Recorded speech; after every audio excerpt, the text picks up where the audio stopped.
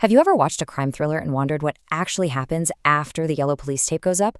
Well, let's dive right into this explainer. We're going to unravel exactly how the Indian criminal procedural system works, from that very first frantic report of a crime all the way to the final courtroom handoff. If you've ever been curious about what takes place behind the scenes, once the dust settles and the real work begins, we're laying out all the intricate machinery that powers an investigation. So here is our roadmap for today. We're covering the 3 pillars of justice: triggering the system with an FIR, the investigation in action, interrogations and witness rates, legal remedies and safeguards, and finally, the final police report. All right, starting off with Section 1, the 3 pillars of justice. Think of the entire justice system as a massive, high-stakes relay race. First up, you've got the police running the investigation leg. Their job is purely to gather evidence and figure out if a crime actually happened. Then they pass the baton to the magistrate for an inquiry. This is basically a vital check to determine, hey, are there sufficient grounds to actually proceed here? And only after that does the baton reach the trial phase, where the court steps in to finally decide guilt or innocence.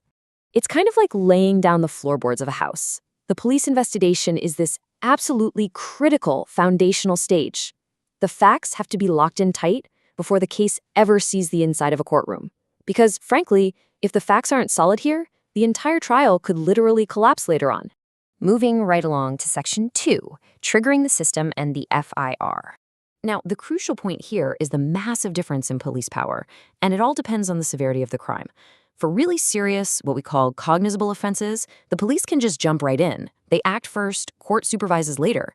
But for minor, non-cognizable incidents, their hands are legally tied. They literally cannot start investigating without a magistrate's green light. No order, no investigation. It's that simple. This next concept is a total game changer if you're ever turned away from a station because a crime happened in another district. You have a right to a 0 FIR. Back in the 2014 Lalita Kumari case, the Supreme Court made it completely illegal for police to refuse registration just based on territorial jurisdiction. They have to register it, give it a 0 number, and then transfer it. It's an absolutely crucial protection to ensure immediate action for victims. And on the flip side, to ensure fairness for the accused, the T.T. Antony ruling established a massive safeguard. You simply cannot be hit with multiple FIRs for the exact same incident. If a second person comes forward with details about the same event, that new info is just recorded as a statement in the ongoing investigation, not a brand new FIR. This keeps things clean and really prevents harassment. Okay, Section 3, the investigation in action. So once that FIR is locked in, what does the law actually demand on the ground? Well, it demands sensitivity and science. Under Section 176, police generally have to visit the crime spot.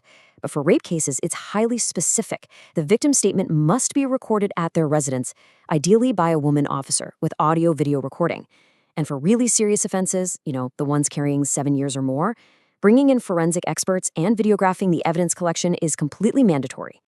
Next up, Section 4, interrogations and witness rights. We've all seen the movies, right? You have the right to remain silent.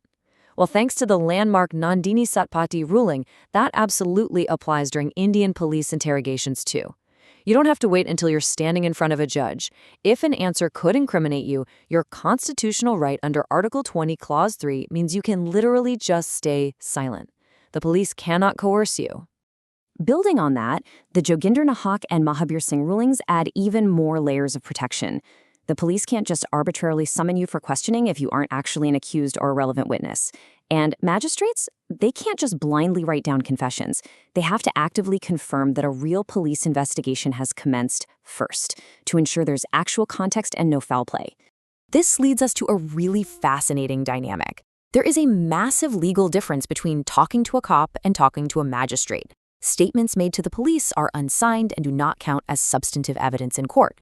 The law acknowledges the inherent power imbalance there. But a formal confession to a magistrate, the magistrate goes out of their way to ensure it's purely voluntary, warns the accused of the consequences, and boom, it is fully admissible as evidence in a trial. But wait, what if the system fails? Let's get into Section 5, legal remedies and safeguards. It's a deeply frustrating, real-world scenario. What actually happens if you walk into a station to report a serious crime and the police simply refuse to file your FIR? What is your next move? A lot of people think you have to run straight to the high court and file a massive lawsuit. Actually, scratch that. According to the Sakirivasu case, your best remedy is to go right to your local magistrate under Section 175(3). Magistrates have the statutory teeth to step in, command the police to register that FIR, and even direct them to investigate properly. Now, what if the system is weaponized against you? Say someone files a completely fake, malicious FIR against you. Well, the famous state of Haryana, the Pashanlal case, laid out 7 specific guidelines where a high court can step in and just completely quash or throw out the proceedings. If the allegations are totally absurd, if no actual offense is disclosed, or if it's clearly driven by a personal grudge, the high court can use its inherent power to shut the whole shebang down. All right, finally, Section 6, the final police report. When the investigation wraps, there's a huge difference in the paperwork the police produce. You have your daily, routine logs, like the daily diary or the occurrence report. But the heavy lifters are the case diary, which tracks the ongoing, step-by-step investigation, and the ultimate, final police report, which bundles up all the facts, the evidence, and the investigating officer's final opinion. Let's talk about the case diary for a second. Under Section 192, this is essentially the detective's private, highly confidential notebook. It keeps the investigation systematic and accountable. But here's the kicker. It stays completely out of public view. Even the courts only use it for a bit of guidance during a trial. It is never treated as substantive evidence to actually secure a conviction. So once that final police report is formally submitted, that foundational floor we talked about earlier, it is fully laid down. The police's job is officially done, and they are ready to pass the baton. This is the final handoff in our relay race. The police state their concluding opinion, either a charge sheet if they have solid evidence, or a closure report if they don't. This specific document is what allows the magistrate to officially take notice, or in legal terms, take cognizance of the offense. And just like that, the case transitions out of the police's hands and into the judicial inquiry and trial phase.